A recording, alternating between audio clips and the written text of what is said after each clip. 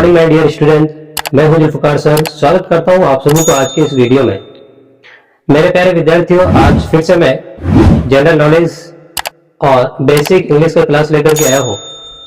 इसे previous class में जो हम लोग पढ़े थे बिहार के बारे में, बिहार के कुछ अहम क्वेश्चन को लिए थे और तिथि के बारे में कुछ इंपोर्टेंट तिथि को बताए थे, और बिहार के उत्तर में यानी नेपाल से सटे सभी बिहार के जिलों का नाम देखे थे, 7 जिलों का नाम।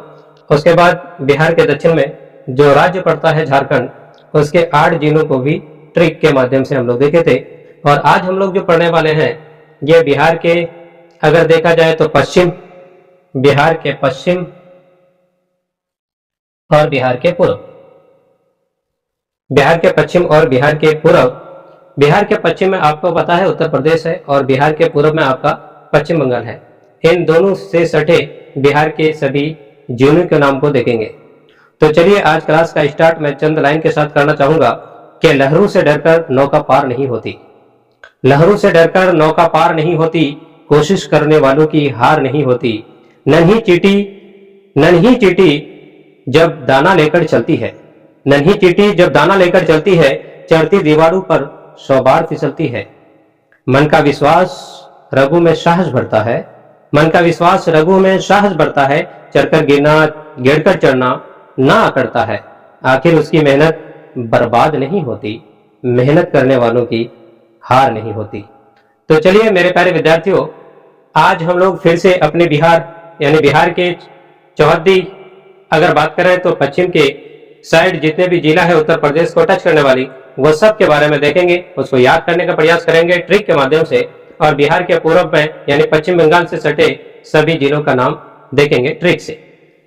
अब देखते हैं, पहले इसको कर लेते हैं। यहाँ पे बिहार के मतलब पश्चिम और पूर्व सटे यानी उत्तर प्रदेश और पश्चिम बंगाल से सटे सभी जिलों का नाम। उसके बाद चलेंगे हम लोग सी के उच्चारण में, उसके बाद सी के साइलेंट कंडीशन में। तो देखिए बेटा, सबसे पहले आप देखेंगे तो यहाँ पे है आपका पश्चिम, शॉर्ट में लिखा गया है पश्चिम। बिहार के पश्चिम में कौन सा राज्य है तो बोलेंगे उत्तर प्रदेश है, जिसको यूपी बोलते हैं, उत्तर प्रदेश। आप बोलेंगे कि बिहार का कितने ऐसे जिले हैं जो बिहार के मतलब क्या कहते हैं आपका उत्तर प्रदेश के बॉर्डर लाइन को स्पर्श करता है यानी छूता है।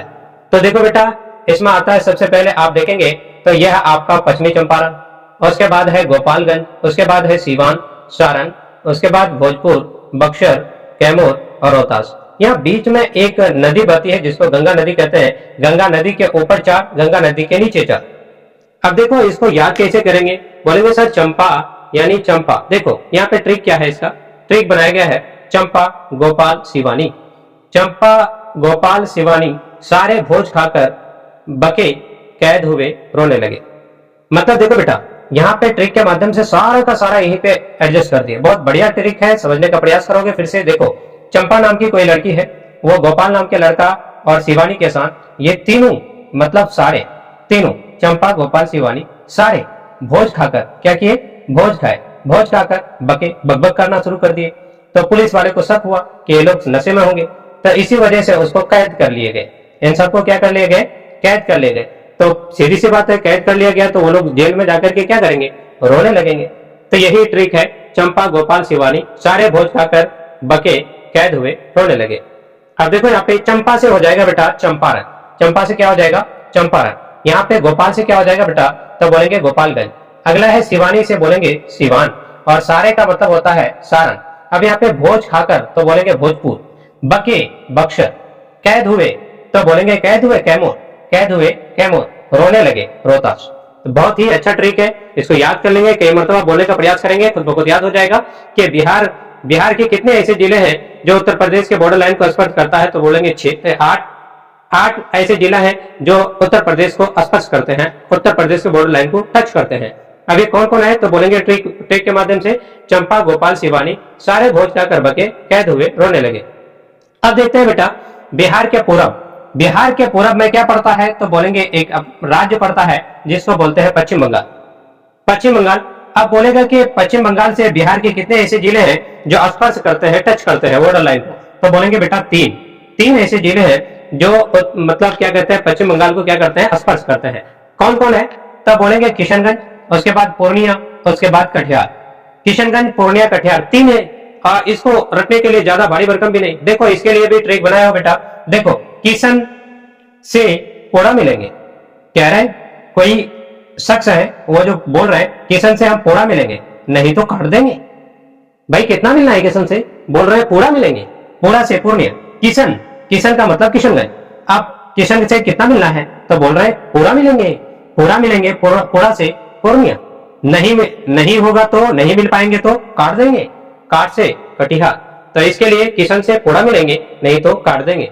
तो इसके लिए आपका यानी पश्चिम बंगाल से सटे सभी जिले का नाम ट्रिक के माध्यम से भी ये 3 किशन से पूरा मिलेंगे, नहीं तो काट देंगे। उत्तर प्रदेश के लिए चंपा, गोपाल, शिवानी सारे भोज खाकर बके, कैद हुए, रोने लगे। अब यहाँ पे 4 क्वेश्चन जो है बेटा अहम है, इसको भी देखना बहुत जरूरी है। देखिए आपको बोला जाएगा जनसंख्या की दृष्टि से बिहार का सबसे बड़ा जिला बेटा पटना। जनसंख्या की दृष्टि से पॉपुलेशन के हिसाब से अगर देखा जाए तो क्या है, बिहार का सबसे बड़ा जिला तो पटना है। जनसंख्या यानी पॉपुलेशन की दृष्टि से अगर देखा जाए तो बिहार का सबसे छोटा जिला तो बोलेंगे शेखपुर, शेखपुरा नाम है बेटा, शेखपुरा। जनसंख्या की दृष्टि से सबसे छोटा शेखपुरा, सबसे बड़ा पटना। अब देखो क्षेत्रफल की दृष्टि से, क्षेत्रफल की दृष्टि से बिहार का सबसे बड़ा जिला कौन है तो बोलेंगे पश्चिमी चंपारण। ये हो गया आपका क्षेत्रफल की दृष्टि से।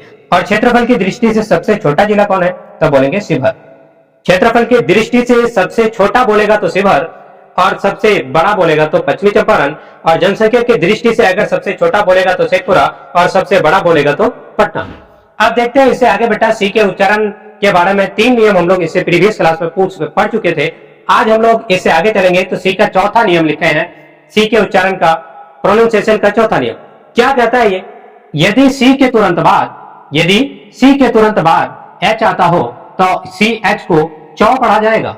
सी के तुरंत बाद अगर एच आता है तो उस समय सी और एच मिलाकर के उसका प्रोनाउंसिएशन चौ होगा। जैसे यहां पे देखेंगे TORCH, देखो सी के तुरंत बाद एच आ गया, अब दोनों कंबाइंड रूप से इसका प्रोनाउंसिएशन होगा तो इसको क्या पढ़ेंगे चौ। तो अब इसको क्या पढ़ा जाएगा बेटा टॉर्च, टॉर्च का मतलब होता है मसाल। अगला देखते हैं MARCH, सी के बाद तुरंत एच आ गया तो इस दोनों कंबाइंड रूप से क्या पढ़ा जाएगा, इसको चौ पढ़ा जाएगा। तो ये मार्च हुआ, मार्च महीने का नाम है मार्च। अगला देखते हैं बेटा CHAPTER, चैप्टर, इसको चैप्टर पढ़ेंगे क्योंकि सी के बाद तुरंत एच आया तो सी और एच का कॉम्बिनेशन को दोनों को मिला करके बोलेंगे चौ, ये चैप्टर पढ़ा जाएगा और चैप्टर का मतलब होता है अध्याय। तो ये सी के उच्चारण का चौथा नियम था। अब यहां से देखेंगे बेटा सी के साइलेंट कंडीशन को। साइलेंट कंडीशन बोले तो जो लिखा तो जाता है बट उसको पढ़ा नहीं जाता है, उसी को साइलेंट कहते हैं। देखो इसका उच्चारण का मतलब साइलेंट कंडीशन क्या बता रहा है, यदि सी से पहले यस आ जाए, सी से पहले जस्ट पहले अगर एस आ जाए तो सी वहां पे साइलेंट होता है, सी का प्रोनाउंसिएशन नहीं होती है। जैसे देखो यहाँ पे सी के तुरंत पहले क्या आ गया, एस आ गया, तो आप सी यहाँ पे सी के लिए चुप रहेंगे, कुछ नहीं बोलेंगे, साइलेंट, सी यहाँ पे साइलेंट। अब देखो यहाँ पे सी एस के बाद सी, अब यहाँ पे ENT, तो सी से पहले जब भी एस आता है तो उस समय सी साइलेंट रहता है। तो इसको क्या पढ़ेंगे बेटा सेंट, क्या पढ़ेंगे सेंट, मतलब सी के लिए कुछ भी नहीं, इसको सेंट, इसको मिला करके ऐसे पढ़ लेंगे और सी को कुछ नहीं पढ़ेंगे, सेंट, सेंट का मतलब सेंट होता है। अगला देखते हैं बेटा सी से जस्ट पहले देखो यस आ गया तो अब सी का प्रोनाउंसिएशन नहीं होगा, सी साइलेंट होंगे यहाँ पे। अब देखो यहाँ पे IENCE, इसको यहां से पढ़ना स्टार्ट करेंगे, यस आई, यहाँ पे साइंस पढ़ा जाएगा, सी के लिए कोई प्रोनाउंसिएशन नहीं होगी, साइंस का मतलब होता है विज्ञान। अगला देखेंगे बेटा MUSCLE, सी के तुरंत पहले यस आ गया तो यहाँ पे सी का प्रोनाउंसिएशन नहीं होगी, सी क्या होगा साइलेंट। तो अब यहाँ पे इसको क्या पढ़ोगे मसल, मसल, मसल, मसल का मतलब होता है मांसपेशियां। आज मेरे मसल्स में पेन कर रहा है, मतलब दर्द हो रही है, मांसपेशियों में दर्द है। अगला देखते हैं बेटा SC, देखो सी से पहले एस आ गया, सी को पढ़ा नहीं जाएगा, सी साइलेंट रहेगा। अब ISSORS, इसको क्या पढ़ेंगे साइजर, साइजर्स, साइजर्स का मतलब होता है कैंची, साइजर्स का मतलब कैंची। अब देखते हैं ASC, देखो सी से पहले फिर से एस, जब जब सी से पहले एस मिलता है तो वहां पे सी साइलेंट होता है। अब आगे देखते हैं ENT, इसको क्या पढ़ेंगे एसेंट, एसेंट का मतलब होता है आरोहण। अगला देखते हैं SC, सी के तुरंत पहले एस आ गया तो अब सी क्या होगा साइलेंट होगा। उसके बाद ENE, इसको क्या पढ़ेंगे सीन, सीन, सीन का मतलब होता है दृश्य, तो बस आज के लिए इतना ही।